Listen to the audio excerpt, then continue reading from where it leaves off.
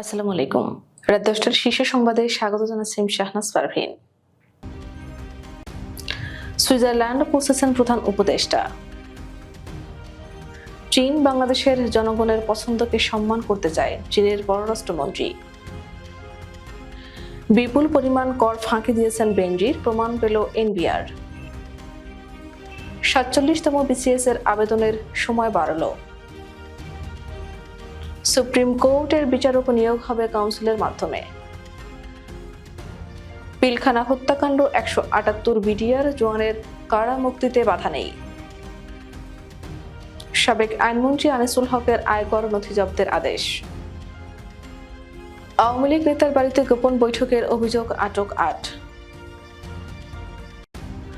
ছেলের ফল জালিয়াতি, চট্টগ্রাম শিক্ষা বোর্ডের সাবেক সচিব সহ ৪ জনের বিরুদ্ধে মামলা। ঢামেকে সরকারি ওষুধ চুরির সময় যুবক আটক। লাখ লাখ ভারতীয় হারাতে যাচ্ছেন মার্কিন নাগরিকত্ব। শুনছিলেন শিরোনাম, এবার বিস্তারিত। বিশ্ব অর্থনৈতিক ফোরামের বার্ষিক সভায় যোগ দিতে ৪ দিনের সফরে সুইজারল্যান্ড পৌঁছেছেন অন্তর্বর্তী সরকারের প্রধান উপদেষ্টা ডক্টর মোহাম্মদ ইউনূস। সফর সঙ্গীদের নিয়ে বাংলাদেশ সময় মঙ্গলবার বিকেলে এমিরেটস এয়ারলাইন্সের একটি ফ্লাইটে সুইজারল্যান্ডের ডাভোসের বিমানবন্দরে পৌঁছান তিনি। এ সময় প্রধান উপদেষ্টাকে স্বাগত জানান দেশটির জেনেভায় বাংলাদেশের স্থায়ী প্রতিনিধি তারেক মোহাম্মদ আরিফুল ইসলাম জরিক।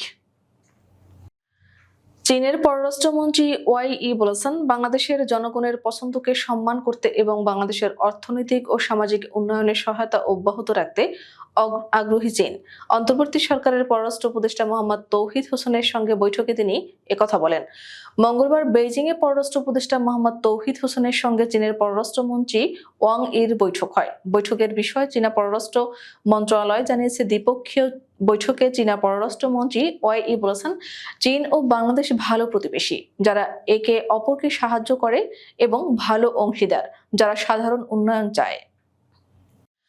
পুলিশের সাবেক মহাপরিদর্শক বেনজির আহমেদের মালিকানাধীন Savanna eco resort and natural পার্কে অভিযান চালিয়ে বিপুল পরিমাণ অর্থের কর ফাঁকির প্রমাণ পেয়েছে জাতীয় রাজস্ব বোর্ডের সেন্ট্রাল ইন্টেলিজেন্স সেল। মঙ্গলবার সকালে গোপালগঞ্জ সদর উপজেলার বৈরাগী টোল গ্রামে ৬২১ বিঘা জমির ওপর নির্মিত Savanna eco resort and natural পার্কে জাতীয় রাজস্ব বোর্ডের গোয়েন্দা সেলের উপপরিচালক শাহ মোহাম্মদ ফজলে রাহি সহ ১৫ সদস্যের একটি টিম এ অভিযান পরিচালনা করে।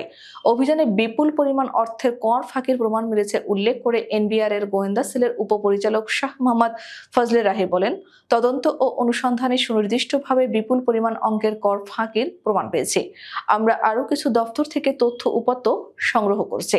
সবকিছু হাতে আসার পর বলতে পারবো কি পরিমাণ কর ফাঁকি দেওয়া হয়েছে। ৪৭তম বিসিএস এর অনলাইন আবেদনের সময়সীমা বাড়ানো হয়েছে। নতুন ঘোষণা অনুযায়ী আগামী ২৭ ফেব্রুয়ারি রাত ১১টা ৫৯ পর্যন্ত অনলাইনে আবেদন করা যাবে।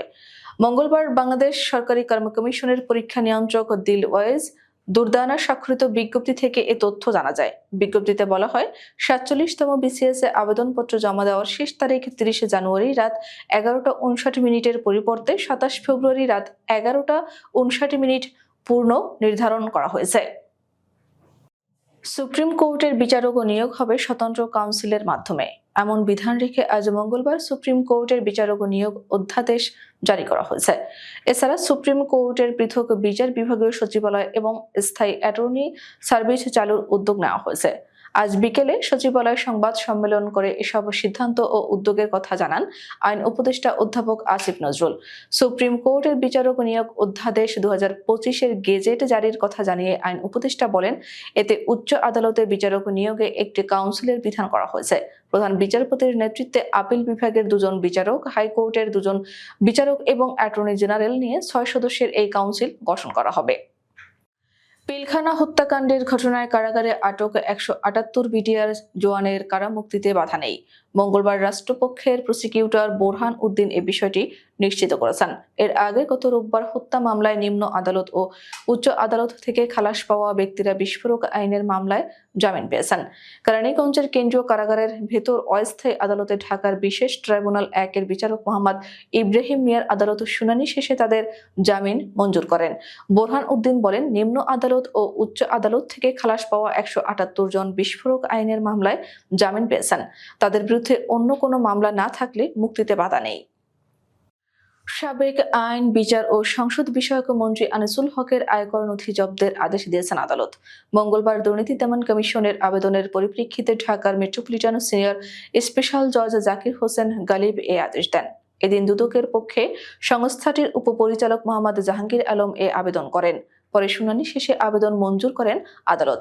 দুদকের আবেদনে বলা হয়, আনিসুল হক নিজের ও তার স্বার্থ সংশ্লিষ্ট ব্যক্তিদের নামে ২৯টি ব্যাংক হিসেবে ৩৪৯,১১,৫৮২ টাকা জমা ও ৩১৬,৪৮,৮১,৬০৮ টাকা উত্তোলন, অর্থাৎ মোট ৬৬৫,৬৩,১৯০ টাকার সন্দেহজনক লেনদেন করেছেন।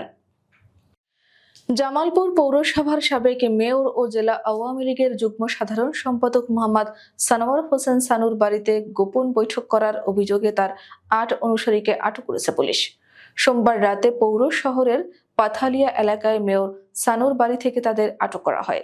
পুলিশ সূত্রে জানা যায়, জামালপুর পৌরসভার সাবেক মেয়র ও জেলা আওয়ামী লীগের যুগ্ম সাধারণ সম্পাদক মোহাম্মদ সানোয়ার হোসেন সানুর পাথালিয়ার বাড়িতে তার অনুসারীরা রাতে বৈঠক করছে এমন সংবাদের ভিত্তিতে সাবেক মেয়র সানুর বাড়িতে অভিযান চালানো হয়। অভিযানে নাশকতার পরিকল্পনার গোপন বৈঠক থেকে তাদের আটক করা হয়েছে। তারা সাবেক মেয়র সানুর অনুসারী ও আওয়ামী লীগের কর্মী। তাদের বিরুদ্ধে মামলার প্রক্রিয়া চলছে। চট্টগ্রাম শিক্ষা বোর্ডের সাবেক সচিব ও পরীক্ষা নিয়ন্ত্রক নারায়ণ চন্দ্র নাথ, তার ছেলে ও শিক্ষা বোর্ডের সাবেক চেয়ারম্যান প্রফেসর মুস্তফা কামরুল আক্তার সহ ৪ জনের বিরুদ্ধে মামলা করেছেন চট্টগ্রাম শিক্ষা বোর্ড। মঙ্গলবার চট্টগ্রাম শিক্ষা বোর্ডের সচিব প্রফেসর ডক্টর এ.কে.এম. শামস-উদ্দিন আজাদ বাদী হয়ে চট্টগ্রামের পাঁচলাইশ থানায় মামলাটি দায়ের করেছেন। সাবেক সচিব ও পরীক্ষা নিয়ন্ত্রক নারায়ণ চন্দ্র নাথের ছেলে ফল জালিয়াতির ঘটনায় এই মামলা করা হয়েছে।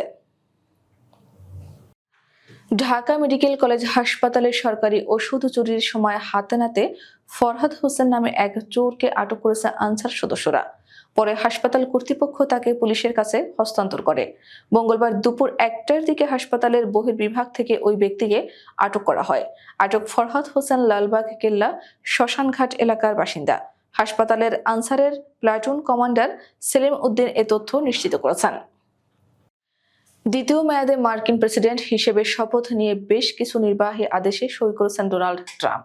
এরই অংশ হিসেবে যুক্তরাষ্ট্র থেকে অভিবাসী বিতরণ করতে ধারাবাহিক কিছু সিদ্ধান্ত ঘোষণা করেন তিনি। ট্রাম্পের এই কঠোর পদক্ষেপে মার্কিন নাগরিকত্ব হারাতে যাচ্ছে লাখ লাখ ভারতীয়। বিবিসির প্রতিবেদনে বলা হয়েছে, জন্মসূত্রে মার্কিন নাগরিকত্ব নীতি বাতিলের কার্যক্রম শুরু সংক্রান্ত আদেশে সই করেছেন ডোনাল্ড ট্রাম্প। সোমবার শপথ নেওয়ার পরে এ সংক্রান্ত নির্বাহী আদেশে সই করেন তিনি।